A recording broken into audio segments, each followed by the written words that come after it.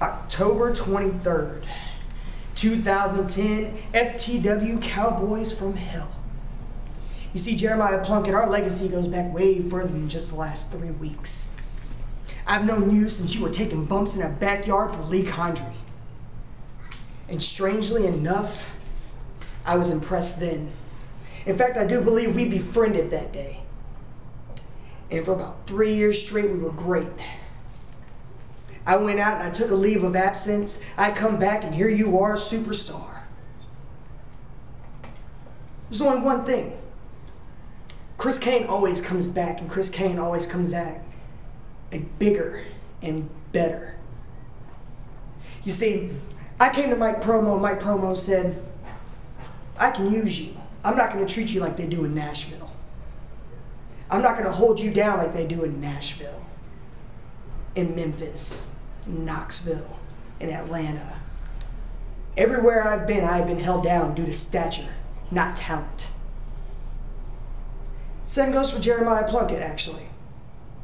Like I said, I've always been impressed with his ability.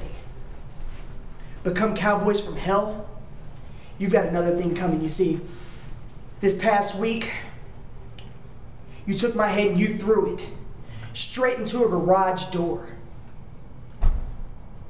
You sliced me from here and here. I chipped 5 teeth. But that does not stop a fighter. That does not stop the colossal one. So come Saturday, you better bring everything you've got. And you better bring all your little plunky junkies. Because I promise you're gonna need them.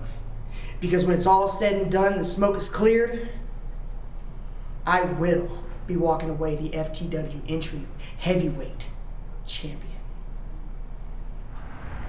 Rutherford County, Murfreesboro, Tennessee is where I got my start wrestling. See, me and my family, we moved here when I was in 3rd grade. Moved here from Memphis.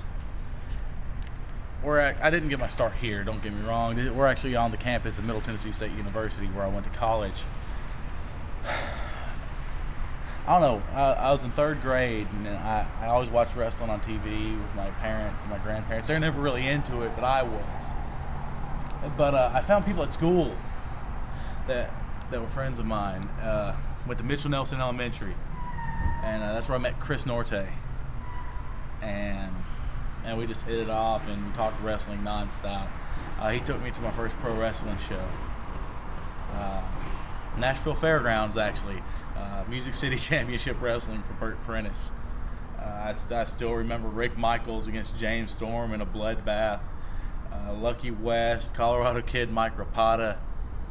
And even on that level, it was huge to me. I remember meeting Jerry Lawler that night. And it was a dream come true. He shook my hand and I didn't want to wash my hands because Jerry Lawler touched me. And it's just surreal that that at 23 years old I'm able to do this. And just at the point where I'm at right now, I'm kind of reflecting because you see, when I was 14, me and Norte and a whole bunch of friends, we got together, and my dad's a hell of a man. My dad's a carpenter.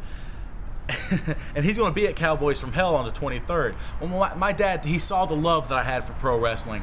And we went to a couple shows, and he built us a ring. 14-year-old kids, we don't even know what the hell we're doing, but he built us a ring. And we had these little shows, and we did all right for ourselves. Well, at 18 years old, I began training, still in high school. 3, 4, 5 days a week I'm training because this is something I've always wanted to do. Well, that's when I realized that pro wrestling's changed. See, we're here in front of Murphy Center. We're here in front of a place that has held numerous wrestling events, from the WWF to the NWA to WCW.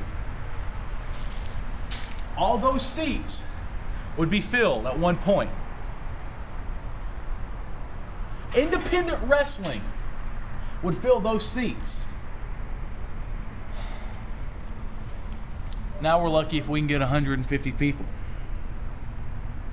You see, but I had such a passion for it. at 14 that I wouldn't let anything get in my way. So I toiled around the local scene. I toiled around Nashville. And I did a few shots in Chicago, and I went down to Atlanta, and I went down to Alabama. Did a shot or two in Florida. Hit Kentucky a time or dozen. But it seemed everywhere is the same thing.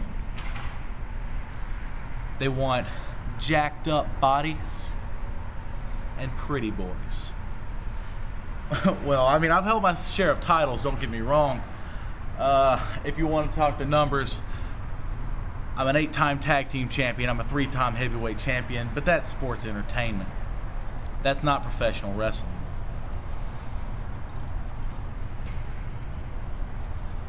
Our stories intersect because at Cowboys from Hell on October 23rd, I'm facing Chris Kane, a man who saw me take my first bump in professional wrestling training. A man who has been there since day one of my career.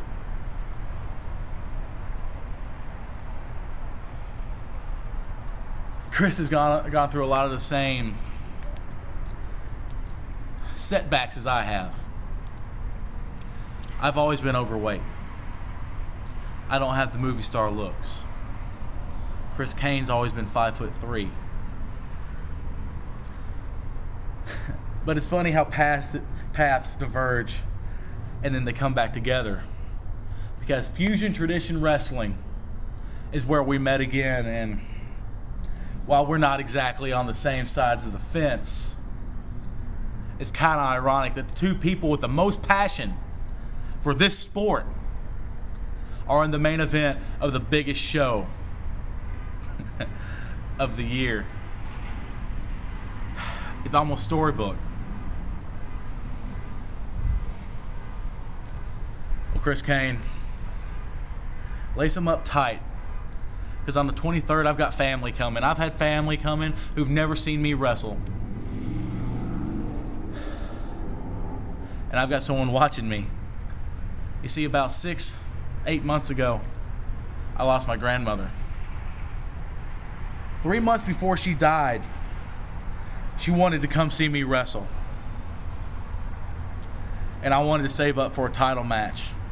A title match where the people in the crowd were cheering me because I wanted her to be able to cheer me. Well, she wasn't able to make it, but she's watching me from the best seat in the house. And we may have 100 fans, we may have 200 fans squeezed into the FTW arena, or we may have 30. But there's 2 fans I'm looking to impress. My dad, who's only seen me wrestle once, and my grandmother. Chris, you can lace them up as tight as you can. And I'm not declaring victory. But what I'm declaring is that you and I put on the best damn professional wrestling match this area has ever seen. There's not going to be any gimmicks. There's not going to be any weapons. There's not going to be any interference from the back. Me and you, Chris, we made the agreement mano y mano. Cowboys from Hell. No weight limits. No size limits. No limits, period. We're going to break the mold, Chris, for the belt that has no limits. The belt that has no weight limits. The only limit is us for the Fusion title. FTW Cowboys from Hell, October 23rd. If you're a fan of professional wrestling, you're going to come to see Jeremiah Plunkett and Chris Kane. Because if you ever see a match that has as much passion as we're going to put in that ring, it should fill that arena. But we won't be in this arena. We'll be in McMinnville, Tennessee. You should be there too.